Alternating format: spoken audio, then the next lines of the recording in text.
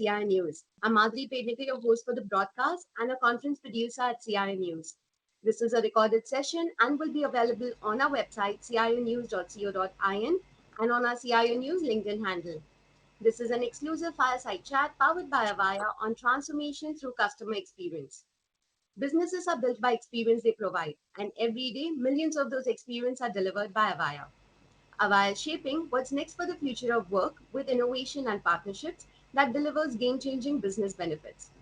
Let's dive in and let me introduce my guest for today, Mr. Shashwat Singh. He's a Chief Information Officer at both, an IT leader with 14 years experience leading digital transformation at FMCG, now dabbling in the consumer electronics, digital native environment, experienced tech strategic, adept at formulating long and short-term tech strategy for complex, agile business environments, and expert at seeing the strategy through to fruition. He also has been awarded with Scale Award by CII and Business Transformation Leader Award in two categories, alongside Senior Business Leader in HUL by Tech Circle. Mr. Singh, it's a pleasure to have you with us today. Thank you, Madhuri. Looking forward to a great chat ahead. Thank you. So along with me, we also have Mr. Saurabh Lakhanpal. He's an avid CX and EX advocate and has more than 14 years of experience in helping customers choose the right customer experience solutions. Saurabh has a deep understanding of the industry leading contact center and workforce engagement solution and how these solutions are utilized for enrichment of customers and employee experience. At Avaya, Saurabh provides strategic directions to the customers and account sales managers to diverse digitalization and transformation strategies. Welcome, Saurabh. Thank you, Madhuri. And welcome, Shashwat, to the session.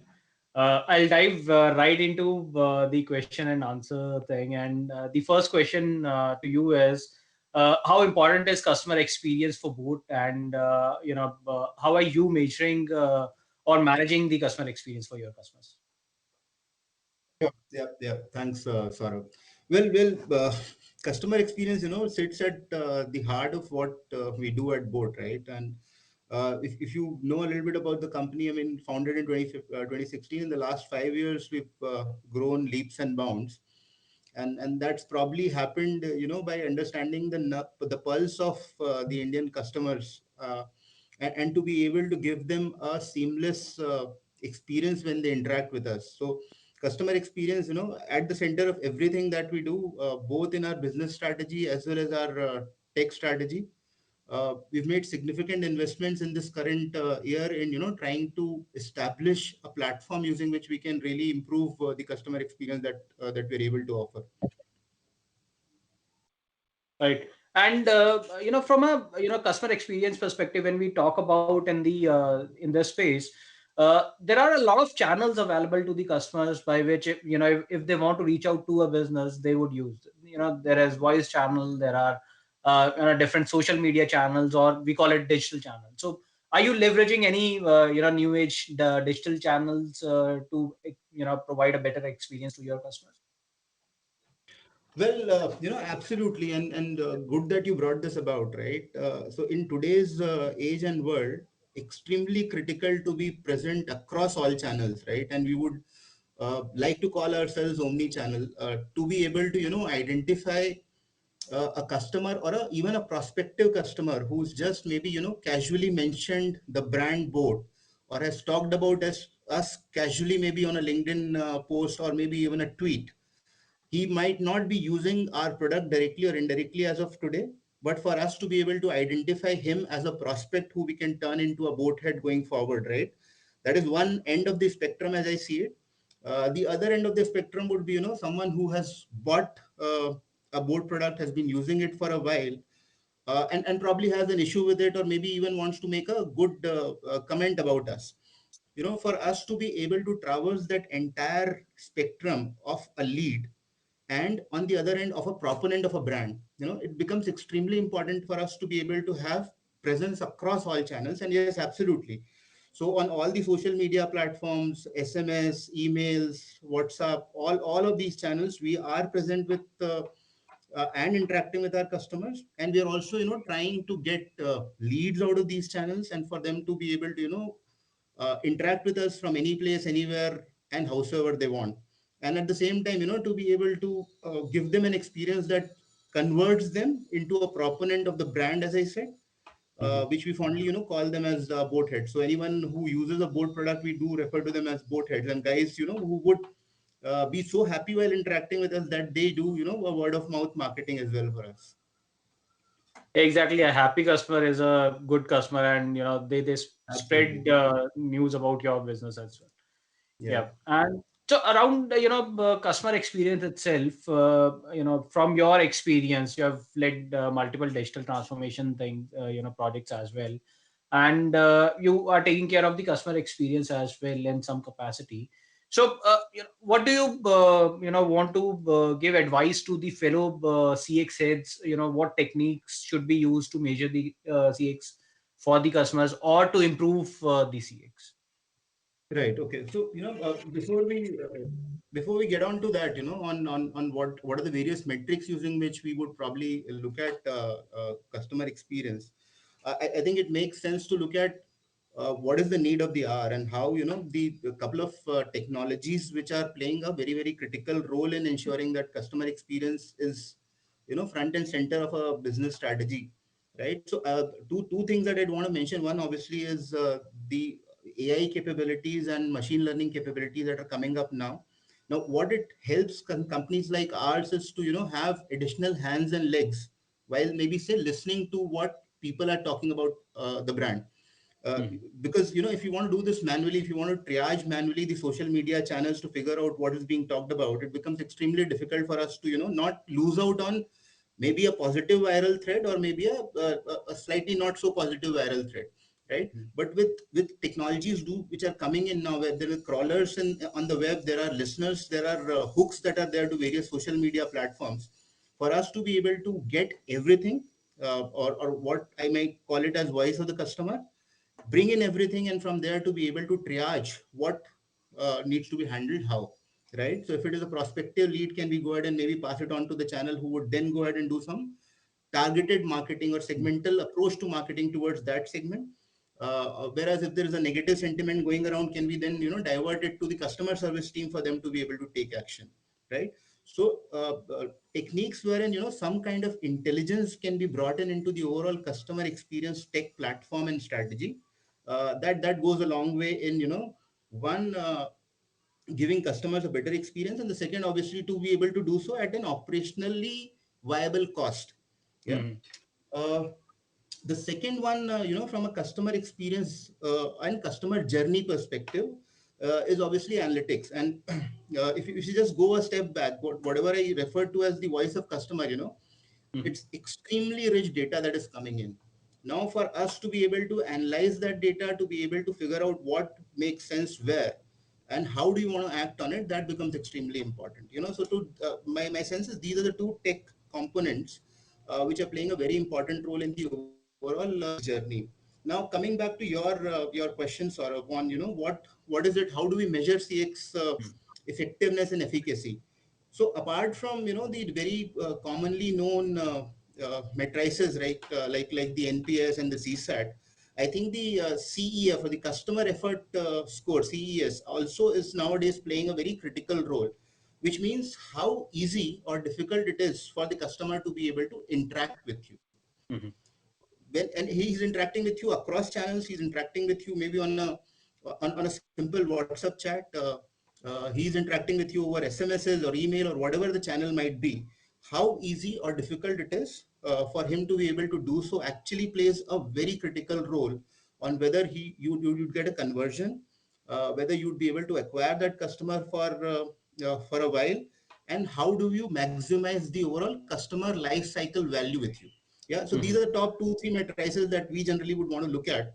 Obviously, powered and supported by tech in the backend for us to be able to unearth these. Yeah. Right, exactly, and couldn't agree more. Technology is playing in, and specifically, if I talk about the pandemic that we were in, technology played a very vital role in connecting the businesses with the customers, right? And it was very important to have that technology in place so that even from an employee perspective also, because the offices were closed, and employees were working from home. So if there was not no technology, then it not have been possible, right? Absolutely. Yeah. Absolutely. And all right, so we have talked about customer experience a lot. I would diverse a bit, and if we look at from an employee experience perspective, because if we look at CX and EX, is I think two sides of the coin itself. If the employee is happy, right, and his experience is good, he will make sure that the customer's experience, who he is talking to, who is providing support to, is good as well. So at both, what are the initiatives what that you're taking from an employee experience perspective, improving Sure. that, or bringing in new things? Sure, sure. Okay. Well, so and for an organization like ours, it is extremely critical now, because I'm just giving some rough numbers. We started 2021 at about under 100 people. Uh, we'll exit 2021 with about 400 people. So, and these are That's a all huge employees. growth. Yeah. So Yeah. not people on contract. These are guys on our roles. Mhm. The entire leadership team has joined boat in this year itself, right?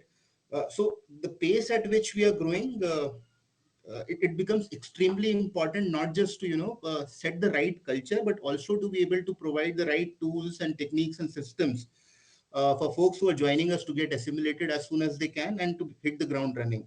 Now, going back to the pandemic, I sincerely hope that we are past the dark ages, right? Fingers And crossed. yeah, and very soon we'll probably go back to the new normal as we call it now, right? Uh, Right. how some of the firms have catered to this, I would want to explain this with a couple of top technology trends which Gartner also has called out. So if you would have heard, there are two top trends that have come in the 2021 listing from Gartner. One which is Internet of Behaviors, and the other one which is Anywhere Operations. Now, Anywhere Operations actually, is essentially exactly that. For us to be able to interact with our customer, our consumers, eh, irrespective of the channel, place, time, or whatever. Same analogy, for our suppliers to be able to deal with us across channels, across, not restricted by the dimensions of space and time.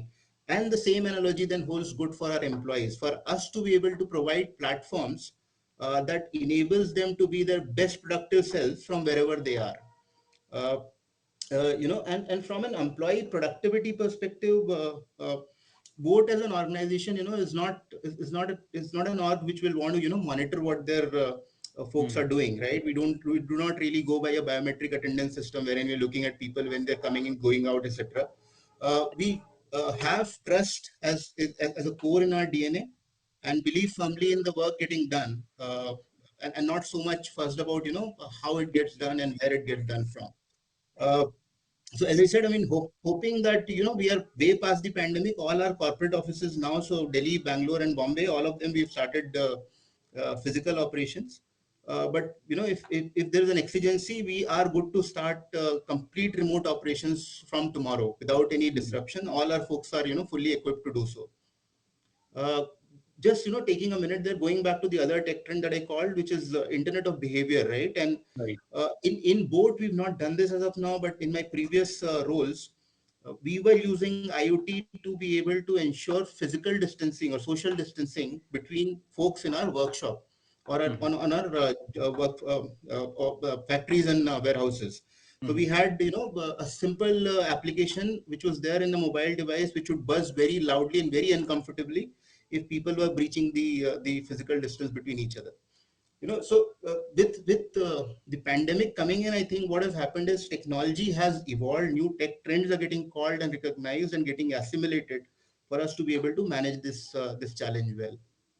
Exactly. And since we're talking about technology, when we talk about technology, the new age companies like yours are actually born on cloud, right? From a technology perspective. So, what about both? I'm sure you would have all of on majority of the applications on cloud itself. And what kind of tips that you would want to impart to the fellow members of the community? Yeah, so one great thing, that the cloud has done for us, right, for company like ours, is the fact that it has made things affordable, without the fuss of maintaining and managing a data center. So I, as a CIO, as of today, I'm not bothered about where my servers are, what's the state they're in, and are they reliable, scalable, etc. So that's a big unlock for us, for some of the leaders in the new age digital companies. One, we do not have a very loose purse strings as well, to set up a new data center of our own, and to be able to get experts on roles to be able to manage all of that. But at the same time, we don't want to get left behind when you're using the latest and the best tech components that are out there. So to give you some examples, so we are implementing SAP S4 HANA as our ERP, and we're doing it on the cloud, which is going to be managed by SAP themselves. Mhm. Uh, Similarly, we've aligned almost all of our tech interventions to be cloud native. There are obviously very apparent advantages that you have. One, as I said, it reduces the TCO significantly. Yeah? So you don't need to invest in a data center and resources and many other things if you go by cloud. The second bit that happens is, you're not so concerned about scalability. You're not really Right. planning for maybe 2 years, 3 years down the line. I'm planning for a quarter. And with Mm. a company like Boat, it gives me an immense amount of flexibility for me to be able to plan for a quarter, because I don't know where we'll be in a quarter's time.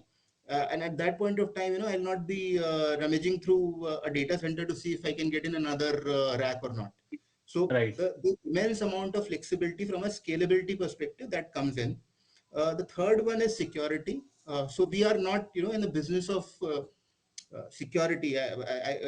So as a CIO, it's not my core strength area. I would want Mhm. functional applications that do what the business needs, and I don't intend to hire a CISO.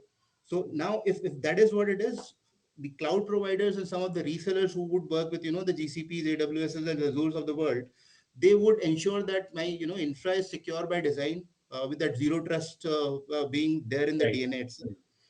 And the last one, I think, is the fact that the reliability and resilience that is guaranteed out of the box, right? So Mm. I don't need to worry about high availability. I don't need to worry about disaster recovery. All of these is a given.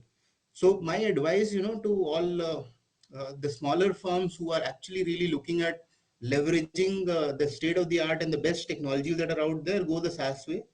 Have faith on the cloud. Yeah, it's going to stay. Right. It's going to stay. That's for sure. And so my last question to you, Shashwat, since you talked about two trends from technology, the Internet of Behaviors and the application anywhere or working from anywhere, right? So what do you think would emerge as a technology in the CX space in maybe coming 12 months or so? Well, sure. So, and it might be a wish list as well for me, right? Can I have a CX in which I'm able to proactively solve an issue even before the customer has raised it, right? He Mhm. has not formally raised it as an issue or a complaint or a ticket with us, but can I go ahead and do something proactively about it? So Mhm. that's a wish list, and that's where I think CX would gradually evolve for us to be able to do predictive slash proactive engagement from a service perspective. Mhm. Another one, can I have a possibility wherein a lead, I'm just foreseeing it as a lead as of now, or maybe just a casual browsing session on our website. Can I go ahead and send an SMS to him saying, okay, so you were looking at this particular product, I can deliver it to you in the next 2 hours if you're interested. So Mhm. predictive shipping, proactive engagement with customers, proactively being able to solve their issues. Now, these would be some of the things which I think the tech would come in the next few years, if not months, for us to be able to unlock these capabilities. Right. All right. Thank you, Shashwat, for your candid comments. Really love your views on the different topics that we discussed. Madhuri, over to you. Um, Thanks, Saurav. Thanks. Yeah. Once again, Mr. Singh, thank you so much for sharing your journey, your view with us today. And Saurabh, thank you so much for moderating the entire session. So My thank you pleasure. once again. Thank you, guys. Thanks for the opportunity. It was great talking to you, Saurav. Have a great day ahead, guys. Yep. Thank you.